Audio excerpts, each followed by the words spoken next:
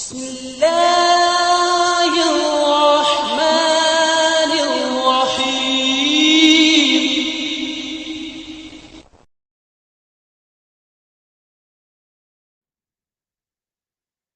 चलिए जी, मैं यहाँ से क्वेश्चन पढ़ रहा हूँ and you people have to give me the answer. आप लोगों ने इसके जो है वो आंसर देने हैं, ठीक है। So let's start my dear students. इसको क्या हुआ है यार,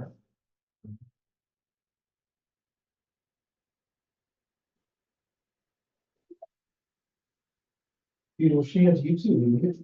चलिए खैर, एनीवेज क्वेश्चन पढ़ते हैं। The question is the experiment is set up as shown and left until there is no further change। ठीक है जी। व्हाट इज ऑब्जर्व्ड, आप क्या ऑब्जर्व करेंगे? इसमें किया क्या हुआ है, ये आपके पास पोटेशियम मैग्नेट है। पोटेशियम मैग्नेट का कलर जो है वो पर्पल होता है जी, पर्पल। और ये ऊपर वाटर पड़ा हुआ है। आपको पता है कि this is the rule of nature that the things they always flow from a place of its higher concentration to a place of its lower concentration. तो यहां से क्या होगा कि ये पर्पल कलर जो है वो सारा पानी में डिसॉल्व होकर फैलना शुरू कर देगा। तो at the end any one of you could tell me what you would see. इनमें से क्या हो सकता है आंसर? ऑनलाइन और फिजिकल स्टूडेंट का मुकाबला है जी। T G D D, uniformly purple solution. मैंने आपको पहले ही बताया था कि जब डिफ्यूजन होती है बेटा तो उसमें यूनिफॉर्म चीज हो जाती है, सारी तरफ इक्वल फैल जाती है। तो चूंकि ये पर्पल कलर का है तो ये पर्पल कलर पानी में डिसॉल्व होके सारा फैल जाएगा। ये नहीं होगा कि नीचे डार्क पर्पल हो ऊपर लाइट पर्पल हो, इक्वल एक जैसा जो है ना पर्पल, यूनिफॉर्मली पर्पल सॉल्यूशन हो जाएगा। ठीक है जी। So this is your answer. यहां तक समय लग गई है जी। चलिए जी, नेक्स्ट क्वेश्चन पे चलते हैं मेरे बच्चों। नेक्स्ट क्वेश्चन आप लोगों का ये है और ये भी मुकाबला है। क्वेश्चन आप लोग पढ़ लें, उसके बाद जो है ना मैं आप लोगों से पूछूंगा। You just have to read the question all. एक बार पढ़ लें। फिजिकल और ऑनलाइन में से देखते हैं मुझे कौन आंसर देता है जी।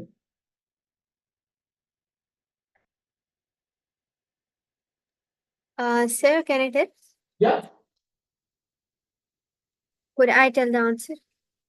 What's the answer? Sir, D. D, बिल्कुल ठीक है जी, D. Okay, so why the answer is D? The nitrogen, the formula of the nitrogen is N2. This is carbon monoxide. Carbon monoxide is CO.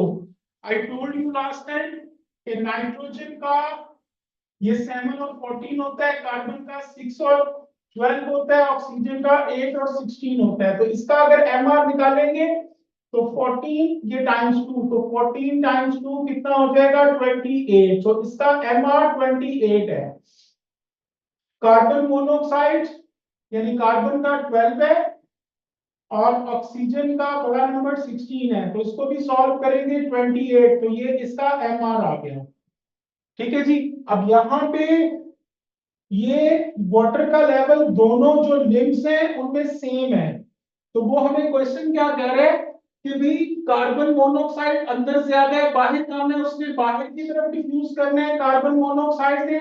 Nitrogen बाहर ज्यादा है, अंदर काम है उसने अंदर की तरफ डिफ्यूज करने हैं। तो रेट ऑफ डिफ्यूजन मैंने आपको बताया था कि एमआर पे डिपेंड करता है। तो दोनों के एमआर 28 है तो रेट ऑफ डिफ्यूजन भी सेम होगा। जितना कार्बन मोनोऑक्साइड अंदर जाएगा उतनी नाइट्रोजन भी अंदर उतनी देर में आ चुकी होगी। तो ये जो वाटर का लेवल है ये चेंज नहीं होगा, वहां वहीं पे रहेगा। क्यों? क्योंकि दोनों गैसेस के जो रिलेटिव मॉलिक्यूलर मास है वो सेम है। ठीक है जी। तो मैं क्वेश्चन पढ़ रहा हूं। A beaker of nitrogen is inverted over a porous port. ये पोरस पोर्ट एक सुराखों वाला बर्तन है containing carbon monoxide। इसमें कार्बन मोनोऑक्साइड है as shown. The water level does not change, यानी ये जो वाटर का लेवल है ये चेंज नहीं करता। तो what is the reason for this? उसकी रीजन मैंने आपको बता दी है। अगर अंदर होती हाइड्रोजन, सपोज कर लें हाइड्रोजन का एमआर होता है 2। ये क्या हो गया? ये बेटा ये अगर फट गया ना तो तुम्हारे ऊपर गिरना, दोनों दाने काट देंगे। अच्छा कुछ भी नहीं होता, वैसे इसमें से आवाज आ जाती है। अच्छा, इसका MR2 है, इसका MR जो है वो 28 है, सपोज कर रहा हूँ ये इस क्वेश्चन से रिलेटेड नहीं है, एक्स्ट्रा इंफॉर्मेशन जिन लोगों ने पुरानी क्लासेस नहीं ली उन लोगों के लिए रिपीट कर रहा हूँ। तो हाइड्रोजन ने बाहर जाना है, नाइट्रोजन ने अंदर आना है। जिसका MR कम है उसका रेट ऑफ डिफ्यूजन फास्टर है, तो हाइड्रोजन जल्दी बाहर निकल जाएगी, नाइट्रोजन अंदर आएगी लेकिन स्लोली स्लोली आएगी। तो जब हाइड्रोजन जल्दी बाहर निकल जाएगी तो अंदर गैसेस का प्रेशर कम हो जाएगा, ये वाटर का लेवल यहां से राइज कर जाएगा और यहां से ये ड्रॉप कर जाएगा। लेकिन बाद में नाइट्रोजन अंदर आती जा रही है तो ये लेवल दोबारा से अपनी असल जगह पे फिर वापस आ जाएगा। समझ लगी है? ये मैं आप लोगों को लास्ट टाइम समझा चुका हूँ। ठीक है जी, तो वेरी गुड। ऑनलाइन स्टूडेंट्स जो है एक आंसर उन्होंने दिया है और एक फिजिकल वालों ने दिया है, तो अभी तक कंपटीशन जो है वो इक्वल है जी, दोनों का एक एक नंबर है जी। चलिए जी नेक्स्ट चलते हैं, क्वेश्चन नंबर 21 पढ़ लीजिए एक बार जरा।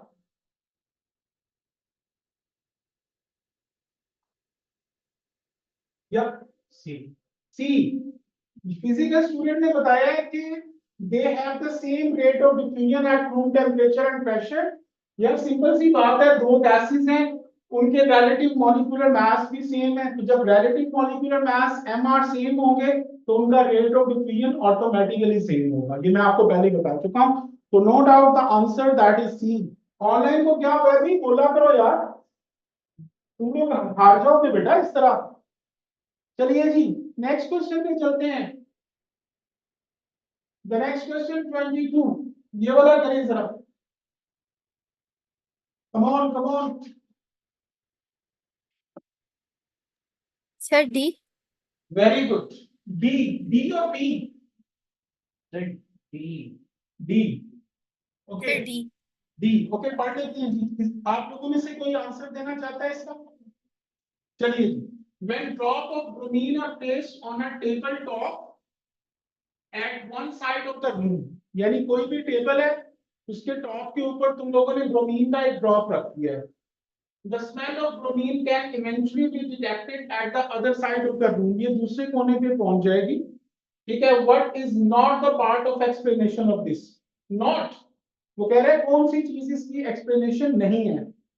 After evaporation the bromine particles collide with the air particles, move in a random way, spread out to occupy the total available space, vibrate from side to side। तो this is not the explanation why, क्योंकि vibration solid चीज में होती है, ये तो liquid है यार, वो ऊपर बता चुका है कि ब्रोमीन, ड्रॉप ऑफ ब्रोमीन, तो ड्रॉप का मतलब ब्रोमीन लिक्विड फॉर्म में है, तो लिक्विड चीज में पार्टिकल्स वाइब्रेट नहीं करते, तो this is not the explanation of it. तो D that is the perfect answer. Very good भाई, ये ऑनलाइन वाले तेज हो गए हैं। चलो आगे चलते हैं जी, मुकाबला जारी है अभी। चलिए जी क्वेश्चन नंबर 23, हरिया, ऑनलाइन और फिजिकल का मुकाबला बराबर।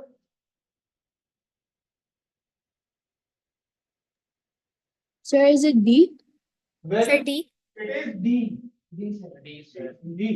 तो बता दिया, आपने पहले बताया, तुम लोगों ने बाद में बोला। सिंपल सी बात है यार, अमोनिया मैंने कल भी बताया था, इसका फॉर्मूला होता है NH3 और इसका MR होता है 17। हाइड्रोजन क्लोराइड HCl और इसका MR होता है 36.5। तो less the MR faster the rate of diffusion. तो अमोनिया क्यों डिफ्यूज करती है फास्टर? क्योंकि इसका रिलेटिव मॉलिक्यूलर मास जो है वो कम होता है HCl के निस्बत। तो D that is the correct answer. Very good बेटा, ये ऑनलाइन वाले आगे पहुंच गए हैं एक नंबर से, फिजिकल वाले पीछे रह गए हैं। और कुछ शर्म करो है, फिजिकल वालों तुम लोग जलील करवाओगे। चलिए जी question number 24, come on. Sir C. C, ये देखो पहले बोला है ऑनलाइन वालों ने, हालांकि उन तक आवाज बेचारों तक लेट पहुंचती है। सी चेक कर लेते हैं जी, क्या पता उनका गलत हो, ये जरूरी भी नहीं है। Which row shows the correct statement about the speed at which a gas diffuses?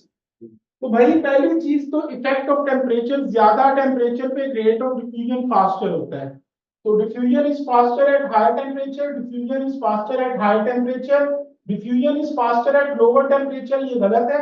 Diffusion is faster at lower temperature, ये गलत है। ये और ये, यानी ए या सी में से आंसर हो सकता है बी, और डी तो वैसे ही गलत हो। अब आ जाए दूसरी चीज, इफेक्ट ऑफ मॉलिक्यूलर मास। तो lower the relative molecular mass, faster the rate of diffusion.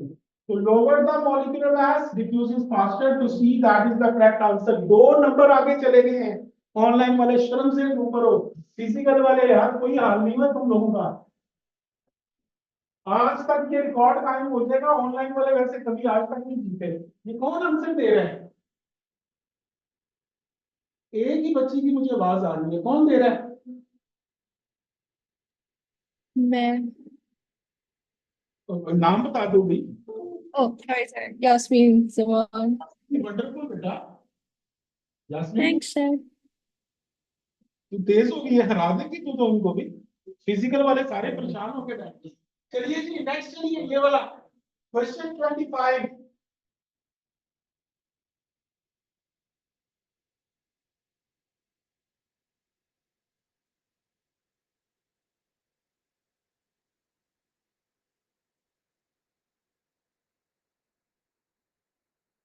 B, चलिए जी बी आंसर फिजिकल स्टूडेंट ने बताया है। चेक कर लेते हैं जी, which statements are correct.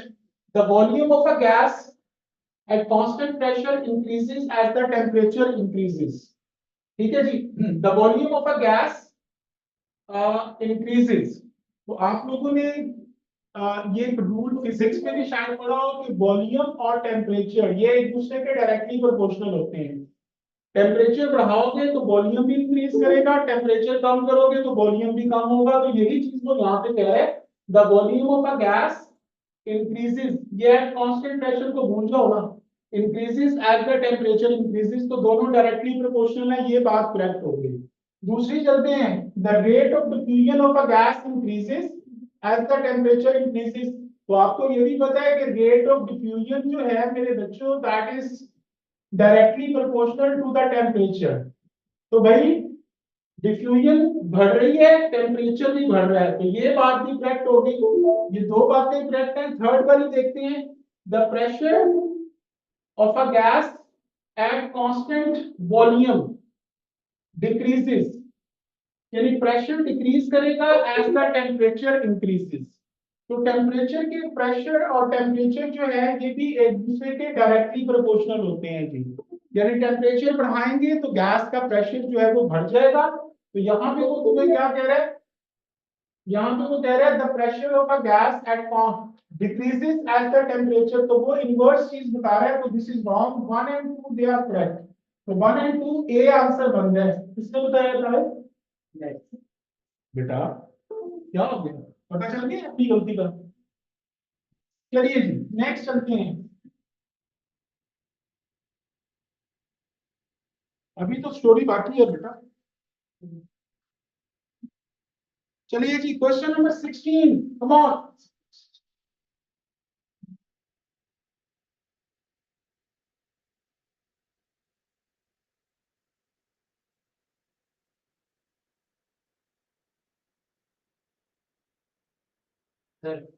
Ji B, B, very good. देखिए जी, जब हम लोग टेम्परेचर कम करना शुरू करते हैं तो टेम्परेचर रूम टेम्परेचर 25 है, तो 25 से टेम्परेचर कम करना शुरू करेंगे। 24, 10, 5, 0, -5, -10, -50, -60, -78।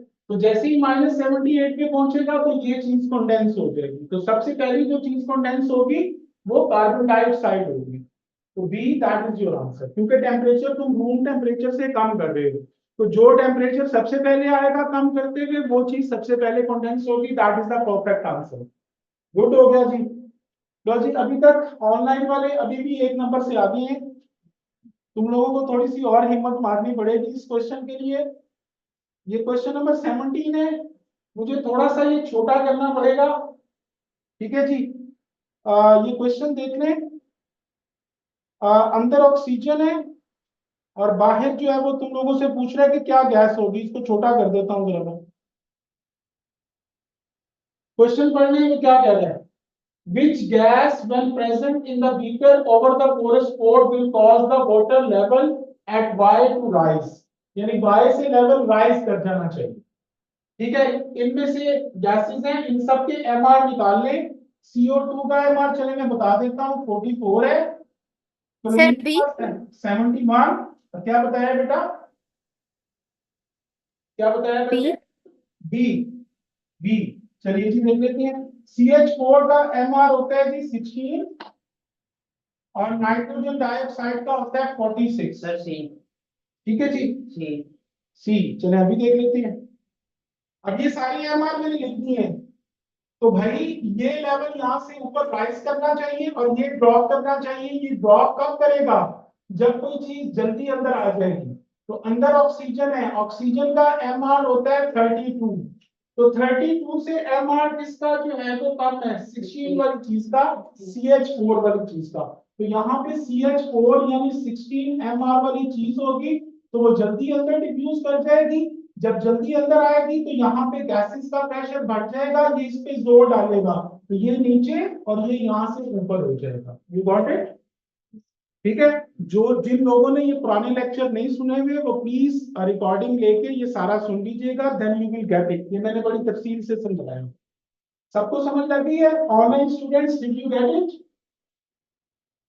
Yes sir. माफिया नाम तुम भी कोई आंसर दे दो बेटा, बाकी लोग लड़के सारे सोए हुए हैं यार, कोई बंदा आंसर दिया करो। Only Yasmin Khan is speaking. Sir मैंने 3। अच्छा 3 बताएं। चलो, सबकी आवाज मुझे सेम सेम लग रही थी इसलिए मैंने कहा शायद। सर। चलिए इसका आंसर दीजिए तो। सर फर्स्ट तो मैंने बताया, अभी भी मैंने ही बताया। चलिए जी, गलती हो गई, I really feel sorry for that. चलिए जी 18 बेटा। Sir B. बी। ये देखो बातों बातों में ये बच्चे आंसर बता दें। A drop of liquid bromine is placed in the bottom of gas jar. Brown fumes of vapor slowly spread through the covered gas jar. What does this happen? तो मैंने आपको लास्ट टाइम भी बताया था कि bromine के molecule और air के molecules they are in continuous random motion. ठीक है जी। तो bromine molecules and the molecules in air they are always moving around, they are in continuous random motion. तो B that is your answer. मुकाबला बराबर हो गया मुझे लगता है। बढ़ गए। लो जी, फिजिकल वाले 1 नंबर आगे बढ़ गए हैं। अब ऑनलाइन वाले थोड़ी सी शर्म करें। Come on. 19। 19।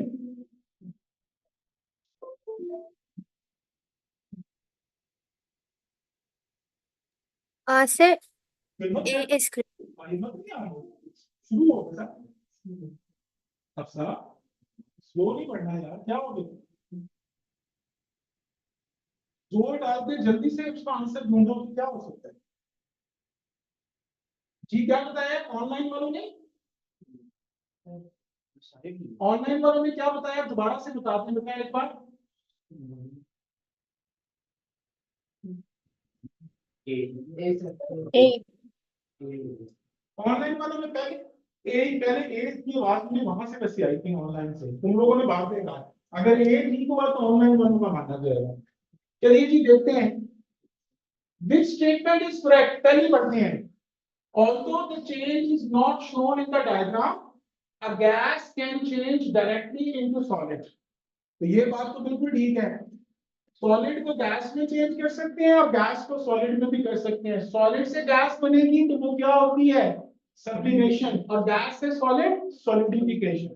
याद आ गया? तो ये बात बिल्कुल ठीक है। अभी क्यों गलत है, गलत चीज भी देखते हैं ना। The change 1 and 3 involves particles moving close together। तो 1 and 3 वो कह रहे हैं। तो 1 है क्या, सॉलिड से लिक्विड बन गए। तो सॉलिड से लिक्विड बनने को हम लोग क्या कहते हैं, कम ऑन? मेल्टिंग। मेल्टिंग कहते हैं। चलो जी, मेल्ट हो रहा है। और गैस से लिक्विड बनने को हम लोग क्या कहते हैं, कंडेंसेशन। ठीक है जी। तो मेल्ट जब चीज होती है तो उस वक्त पार्टिकल्स क्या करती हैं, एक दूसरे से दूर दूर होते हैं, फार अपार्ट होते हैं। लेकिन कंडेंसेशन में गैस से लिक्विड बनता है तो उसमें पार्टिकल्स एक दूसरे के क्लोज आते हैं, तो दिस ऑप्शन इज रॉन्ग, क्योंकि वो इसमें कह रहे हैं पार्टिकल्स मूविंग क्लोज टुगेदर। तो इसमें तो पार्टिकल एक दूसरे से दूर होते हैं, जब चीज सॉलिड से लिक्विड बनती है, सॉलिड में पार्टिकल्स क्लोजली पैक्ड है, लिक्विड में पार्टिकल्स फार अपार्ट हो जाते हैं। तो ये गलत है। ये वाला क्यों गलत है? द चेंज 2 and 4, 2 and 4 को देखते हैं जी। 2 and 4 involves particles moving further apart। तो भाई लिक्विड से गैस में तो पार्टिकल फर्दर अपार्ट जाते हैं, लेकिन लिक्विड से सॉलिड में पार्टिकल्स क्लोज टुगेदर होते हैं, तो दिस इज आल्सो रॉन्ग। अगला क्यों गलत है? The change 3, 4 and 5 all involve the release of energy. ठीक है। थ्री थ्री में क्या होता है? गैस से लिक्विड बनती है, तो गैस से लिक्विड बनती है तो उसके अंदर जो हीट एनर्जी है उसको बाहर निकाला जाता है, तो ये तो ठीक है। अगला 4, 4 में लिक्विड से सॉलिड, तो लिक्विड से सॉलिड पानी को आप फ्रिज में रखते हो तो वो हीट उसमें से निकालता है, हीट निकलती है ताकि वो बर्फ बन सके, तो ये भी ठीक है, इसमें भी रिलीज होती है एनर्जी। 5, सॉलिड से चीज गैस जब बनती है बेटा तो उसमें हीट रिलीज नहीं होती बल्कि एब्जॉर्ब होती है, that is why it is wrong. ठीक है, तो आपकी option A that is the correct option. चलिए जी नेक्स्ट पे चलते हैं। लो जी, बलून वाला आ गया, हल वाला question, come on.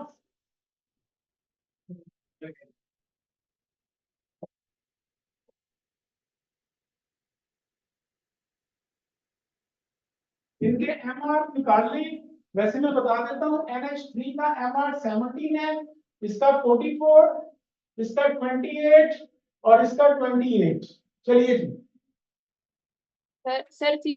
C C C C C sir C sir सी। क्या बात है? ठीक है। नहीं आवाज पहले सिंपल से आई थी, लेकिन मुझे पता नहीं चला सच में सर बोला था। ये ऑनलाइन वाला में सर बोला था कि सी बोला था पहले?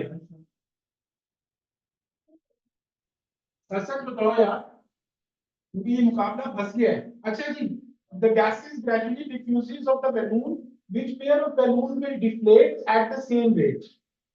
कौन से डिफ्लेट सेम रेट पे होंगे? तो इसका एमआर 28 है, इसका भी 28 है, तो आर और एस, तो आर और एस सी बन रहा है, तो that is your answer.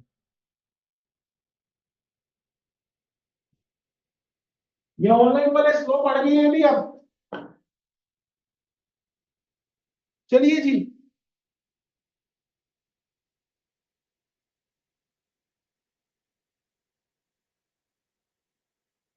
Question number 8, ये वाला पढ़ लें जरा क्वेश्चन पहले, फिर मैं इसको नीचे लेके जाता हूं, पहले आपको क्वेश्चन पढ़ने।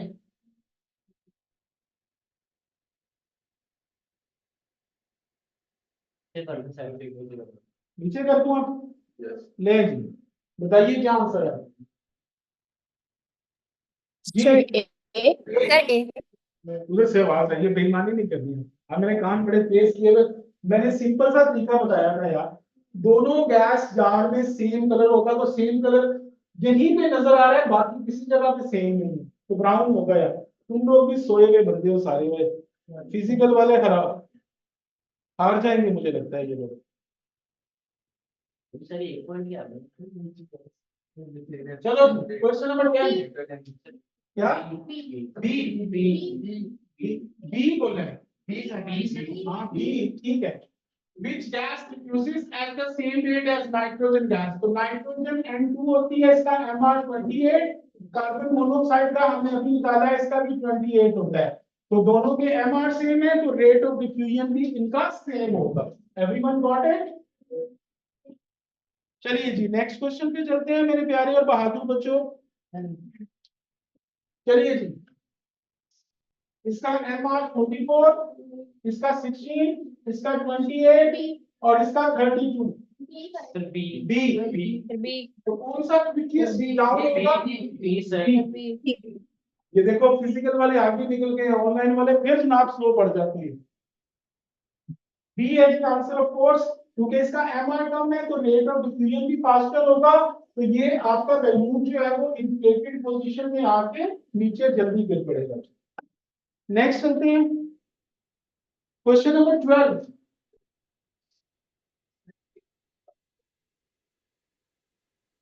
सर जी B D sir A. A sir A. अभी देख लेते हैं why does neon gas diffuses faster than carbon dioxide neon जो है इसका एमआर कम होता है तो neon atoms have the lower mass ठीक है जी ये वाला डी कह रहे थे neon is less dense than air air की तो बात ही नहीं कर रहे कार्बन डाइऑक्साइड के साथ कंपैरिजन करना है तो ए आंसर है भाई ठीक है जी चलिए जी नेक्स्ट क्वेश्चन पे चलते हैं जी सामने आ गया सामने आ गए और इसको भी वाइप कर देते हैं ये लो चलिए जी क्वेश्चन नंबर 13 बहुत तो यार उसकी जरूरत ही नहीं थी ऊपर ना भी होता ये लो तुम कुछ सोचो यार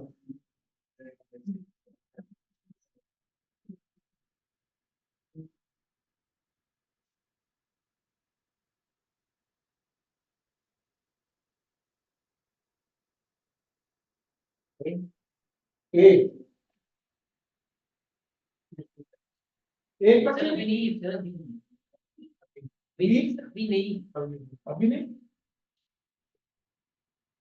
ऑनलाइन वाले बोल पड़ो भी क्या बात है come on Yasmin Khan you are not giving the answer now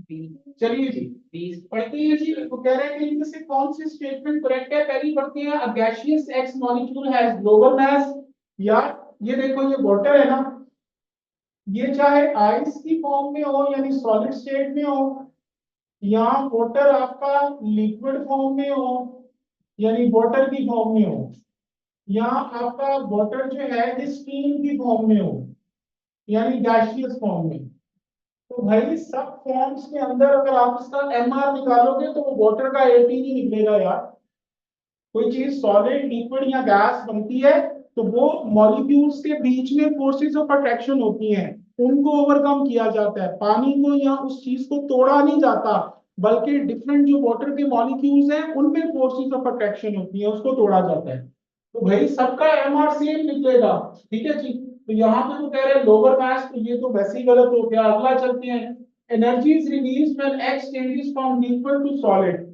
liquid से सॉलिड बनाना है पानी से बर्फ बनानी है तो फ्रिज में रखते हैं जब कोई चीज फ्रिज में रखती है तो वो हीट को बाहर निकालती है तो एनर्जी रिलीज करती है तो B that is the correct answer ये क्यों गलत है liquid X is at high temperature than solid X ठीक है तो लिक्विड एक्स और सॉलिड ये दोनों एक ही जगह पे मौजूद है मैंने आपको बताया था कि जब कोई चीज मेल्ट होना शुरू होती है सॉलिड से लिक्विड बनती है सॉलिड और लिक्विड दोनों होते हैं तो वहां पे टेम्परेचर कांस्टेंट होता है तो वो हाई टेम्परेचर पे तो हो ही नहीं सकता ये भी गलत हो गया liquid x molecules vibrate about fix position तो लिक्विड में पार्टिकल्स फिक्स पोजीशन पे नहीं करते सॉलिड में करते हैं भाई ठीक है तो दैट इज आल्सो रॉन्ग तो आपका आंसर जो है वो बी है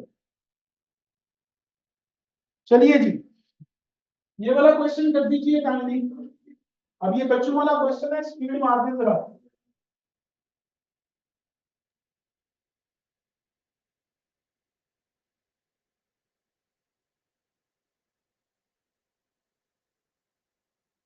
जी क्या आंसर है D oxygen and bromine molecules are in random motion मैंने आपको पहले भी बताया था कि कंटिन्यूस रैंडम मोशन में है और एक दूसरे में मिक्स हो जाती हैं चलिए जी नेक्स्ट क्वेश्चन पे चलते हैं मेरे प्यारे और बहादुर बच्चों क्वेश्चन नंबर 4